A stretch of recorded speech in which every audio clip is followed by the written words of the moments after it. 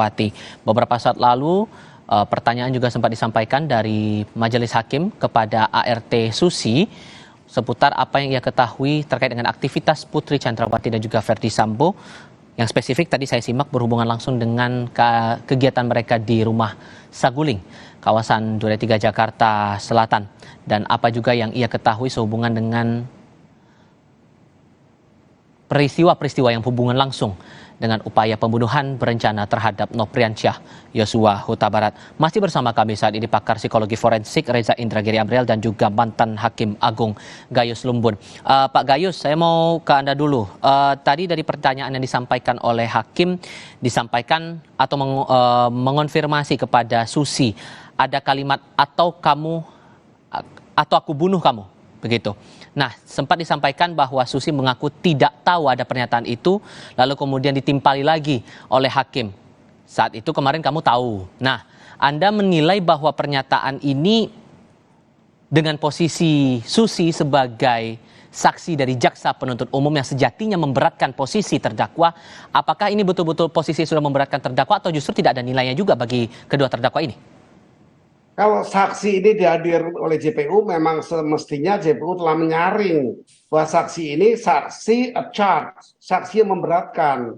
Tapi kalau kemudian terjadi saksi ini banyak kali mencuatkan yang sifatnya meringankan, ya ini perlu dicurigai memang bahwa saksi mempunyai hubungan tertentu, ya tentu sebagai karyawan. Tapi kan saya katakan tadi, semestinya ketika dihadirkan dia sudah disadarkan bahwa kalau dia bohong ada ancaman hukumannya karena dia tidak termasuk salah satu kelompok saksi yang boleh mundur atau boleh tidak digunakan. Karena saksi ini cuma di atas 15 tahun.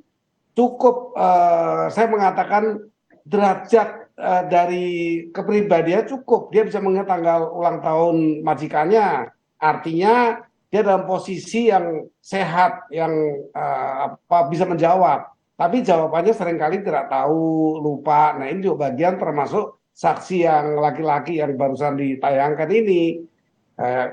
Letusan itu kan berapa kali itu dia bisa mengatakan lebih dari 3 kali kalau tidak saya salah dengar ya. Itu artinya dia punya ketepatan intelijensianya cukup mampu untuk menghitung ya. Tetapi ketika ditanya apakah ada tadi yang Susi, apakah ada kalimat aku tembak kamu, misalnya itu tidak ada, dia tidak dengar katanya. Tetapi perlu di cross check dengan yang lain.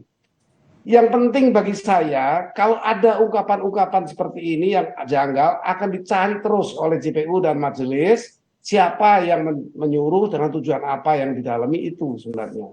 Kalau ditemukan ada yang menyuruh ini juga termasuk pasal 55 dari ancaman hukuman keterangan palsu, juga terkait dengan obstruction of justice, karena hasutan ini bertujuan untuk menghalang-halangi, merintangi proses hukum. Ada 2 hal inilah yang mungkin perlu disikapi kalau kita menemukan saksi yang masuk kepada keterangan bohong. Baik, tapi secara prinsip beracara pidana sendiri, Pak Gayus, saat satu saksi dihadirkan untuk terdakwa yang berbeda-beda tapi keterangannya berubah-ubah, maka nilainya jadi nihil atau bagaimana sebetulnya?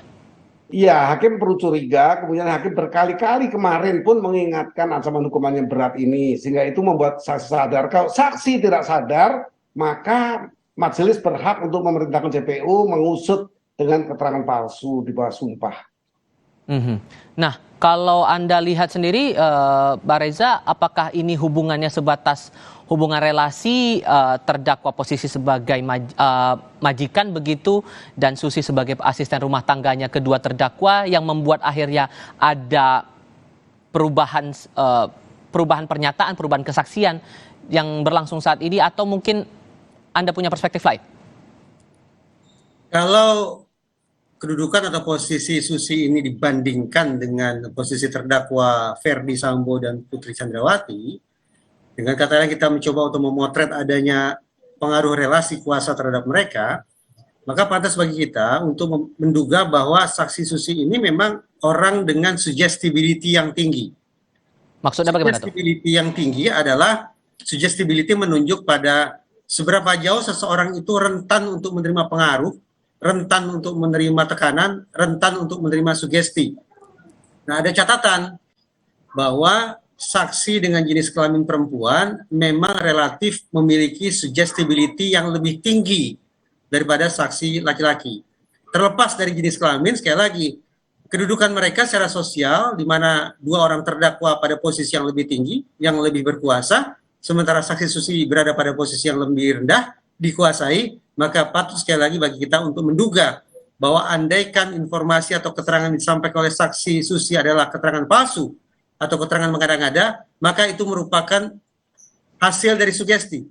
Dan ketika susi menerima sugesti itu, maka sekali lagi dia tepat untuk disebut sebagai orang dengan suggestibility yang tinggi.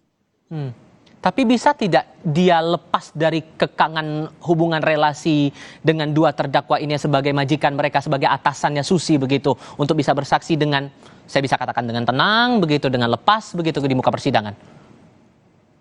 Kalau kita berasumsi bahwa faktor eksternal yang mempengaruhi atau mensugesti Susi itu adalah Ferdi Sambo dan Putri Chandrawati, maka sangat penting bagi majelis hakim untuk meyakinkan saksi Susi bahwa sekarang justru yang berkuasa atas diri saksi Susi bukanlah Ferdi Sambo dan Putri Chandrawati, melainkan majelis hakim sendiri. Dan tanda petik tekanan yang diberikan oleh majelis hakim pada saksi Susi hanya satu, yaitu sampaikan apa adanya. Tidak ada yang didistorsi alias dibelokkan ke kanan ke kiri, dan juga tidak ada yang difragmentasi, dipecah sana, dipecah sini.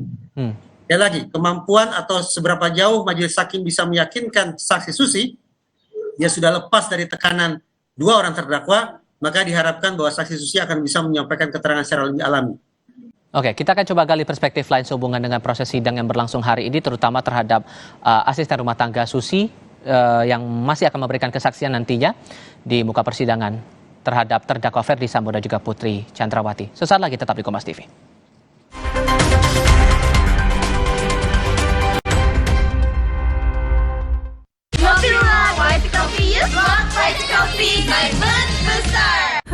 Dulu hidup dikontrol gula darah.